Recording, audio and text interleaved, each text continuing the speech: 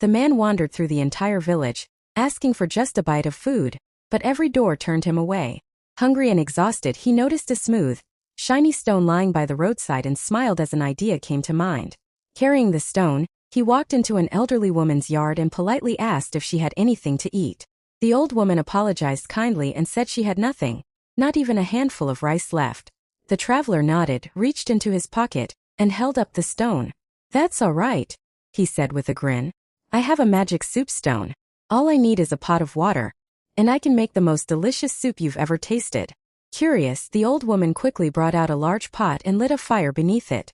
The man carefully washed the stone, placed it into the boiling water, and stirred it slowly. After a few minutes he tasted the broth and smiled.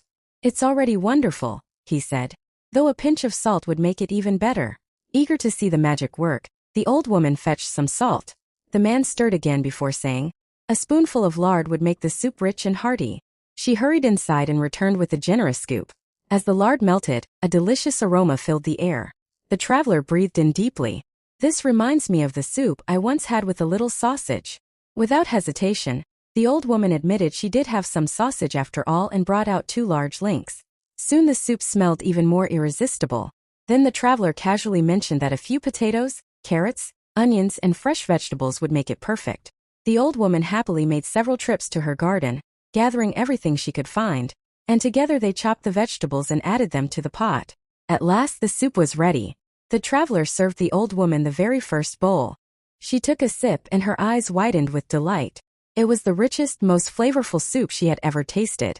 Smiling, the traveler said, "A bowl of warm rice would make this meal complete." Laughing now, the old woman confessed she had plenty of rice tucked away and quickly cooked enough for both of them. They shared the meal, talking and laughing as they emptied the pot together. When they finished, the old woman stared at the stone with amazement.